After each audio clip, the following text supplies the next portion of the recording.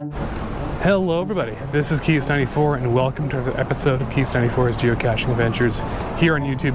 We are in Halifax, Nova Scotia, and on our way to the Halifax CITADEL, which is a very notable landmark here in the city. We are also going to the public gardens, which Randy's been to before, but I have not, so I'm looking forward to seeing that. So without further ado, let's go on a geocaching adventure. So next to us is the cemetery. It's one of the more notable cemeteries here in Halifax. There are a number of graves here that date back to, I would hazard to guess, probably the 1600s. I'm not sure, because 1700s at least. Because there's a different grave, there's a different cemetery. Like there's the oldest cemetery in Canada. Yep. Back towards like the waterfront downtown. I'm not sure when they changed to this one. Yeah, so this is a sizable one too. A lot of obelisks and various things.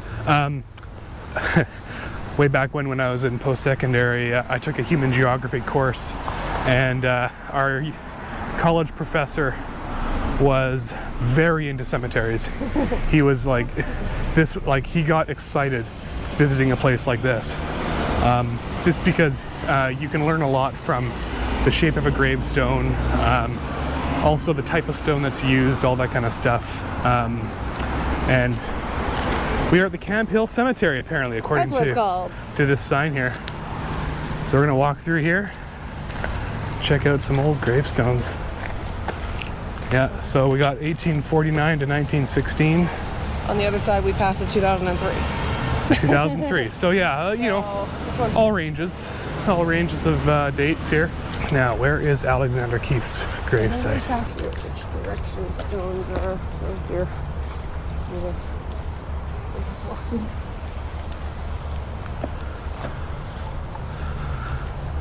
So on Canada Day, it actually feels very appropriate to visit a gravesite like this. This is Viola Desmond's gravesite right here. Viola Desmond, I would say, is probably Canada's version of Rosa Parks. Viola Irene Desmond was a Canadian civil and women's rights activist and businesswoman of Black Nova Scotian descent. In 1946, she challenged racial segregation at a cinema in New Glasgow, Nova Scotia, by refusing to leave a whites-only area of the Roseland Theatre. For this, she was convicted of a minor tax violation for the 1-cent tax difference between the seat that she paid for and the seat that she had used. Desmond's case is the most publicized incidence of racial discrimination in Canadian history and helped start the modern civil rights movement in Canada. Passed away in 1965. So, very important spot, as you can tell with the signs of the cemetery here. And it looks like we have a few relatives here nearby as well. Yeah, so that's, and she is on our $10 bill. Our $10 bill, and it's vertical. $10 bill? $10 bill, and it's vertical. Okay. Interesting. I thought it was a 5. We don't have a vertical 5 yet. Okay, interesting. Cool. Well, yeah, this is a very important site, and when you visit Halifax, be sure to come by the cemetery here. Wow. Okay, so yeah, told you couldn't miss it. This is Alexander Keith's grave marker, and wow, is it large and in charge. Yeah. Alexander Keith, for those who don't know, very notable business figure here in Halifax. Many of you might know Alexander Keith's Beer. Well, he was the founder of Keith's Beer in 1820. Thrice elected mayor of Halifax. He was also thrice elected mayor of Halifax. And president of the North British. And chief of the Highland Society. And many things. A very involved individual. Tremendously involved. And if you like the Alexander Keith's IPA, well, you can thank him. Oh, look at this. Is that the right brand? It's the wrong brand. No, but there's a bunch of what looks like even Radler cans at the site of... It's his whole family, technically. Yeah. Like as they this one progressed. Yeah, he was mayor of Halifax for a while. Freemason. And show Grand Master for England and Scotland. A very impressive public figure here in Halifax. Here we are at Robert Stanfield's gravesite now. Robert Stanfield, the airport is actually named after him, the Halifax Airport. Things to know about Robert Stanfield. Well, Stanfield was born in Truro to a prominent family that ran a garment manufacturing company. He was awarded a BA at Dalhousie University and earned a law degree from Harvard. After practicing as a lawyer in Nova Scotia, he entered political life in 1948. He became leader of the Progressive Conservative Party when it did not hold a single seat in the entire province. He led the party to 4 majority governments. As premier, he championed education, industrial development, and human rights. In 1967, he became leader of the federal PC party but lost 3 elections to Pierre Trudeau. He continued to support national causes after retiring from politics in 1979. Renowned for his integrity, decency, honesty, and commitment to democracy, he was regarded as the best Prime Minister Canada never had.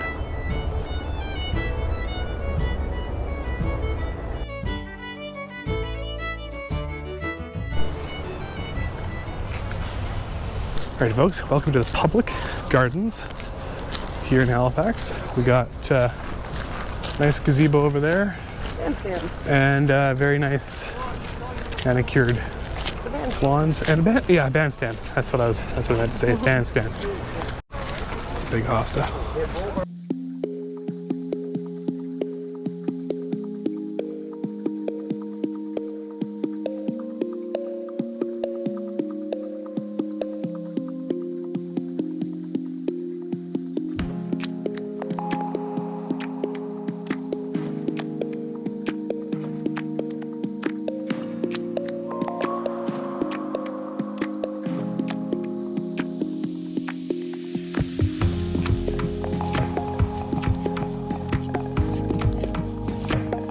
So that's what almost 100 years looks like. Yeah. This tree was planted by King George VI. Very cool.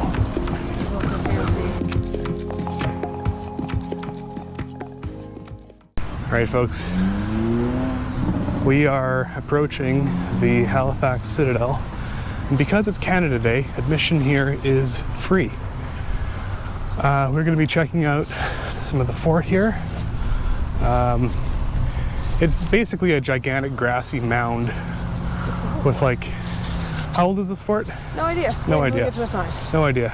So, anyway. Rounding up the place. Yeah, exactly. So it's kind of one of those places that you kind of have to visit when you're here.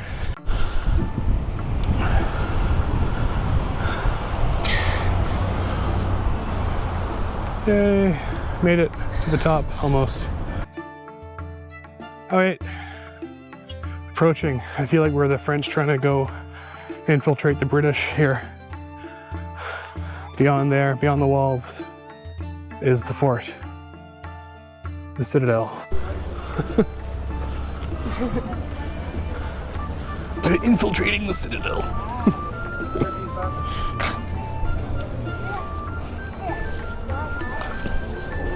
Oh yeah, watch your step.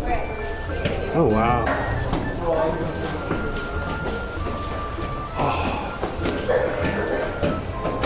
There is an accessible entrance somewhere. Yeah.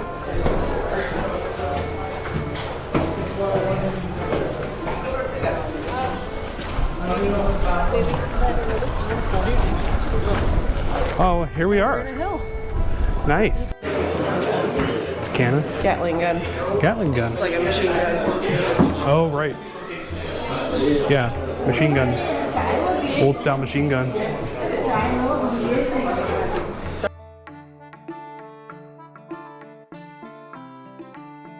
And this is a winter uniform. Personnel were given white mucklucks, mitts, and balaclavas, along with white camouflage covers for their parkas.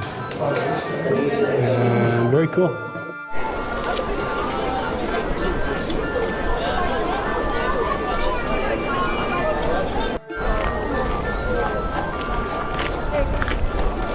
Of course, in the Halifax Citadel, there is a geocache actually placed by the Citadel staff. So we're gonna actually go ahead and find it, because why not? I've never been on this side of the Citadel before, and it's already becoming a nice view.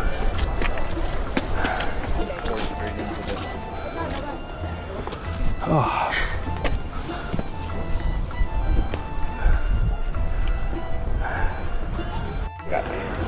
No luck with this one after looking at some of the logs. It had fallen. Looks like it had fallen down and made itself very unreachable on the rafters below this platform here. So we'll see if we can see it from like down below. But yeah, apparently it's been a real problem trying to keep that cache accessible. Anyway, we'll explore the rest of the Citadel here. Look at that nice view. Nice view here over the Atlantic Ocean down there. Excellent view to shoot cannonballs at people. Yes, exactly.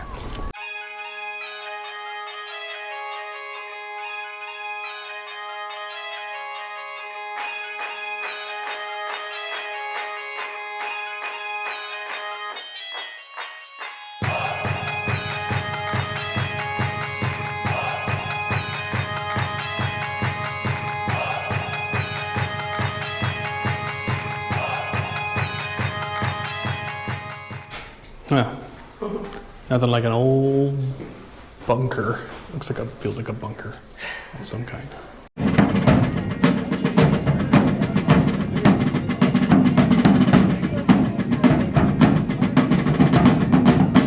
1856, bagpipers weren't actually in the British Army, technically.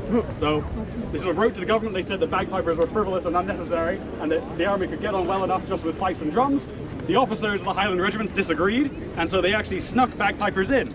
Now, because they were doing that, and because it wasn't officially sort of mandated, the uniform wasn't set, it was whatever the officers decided, and they naturally chose a way to show off their own wealth, which was outfitting them in the more expensive green rather than the red, the black leather rather than the white, far more brass on all their uniform, and even their Glengarries, you'll see they wear an officer's cap badge, because again, they're basically the officer's favorites, right? They're hand-selected at these competitions, and they're brought along just for the fun of having some pipers actually there.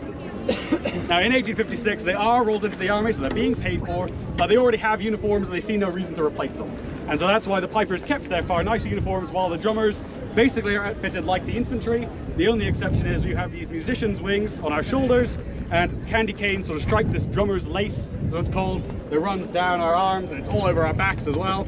The idea of that is an officer at close distance knows who he has to shout at to get that order relayed, but hopefully if you're a couple hundred yards away, the drummer doesn't stick out like a sore thumb, and he doesn't get immediately picked off by the enemy when the battle begins.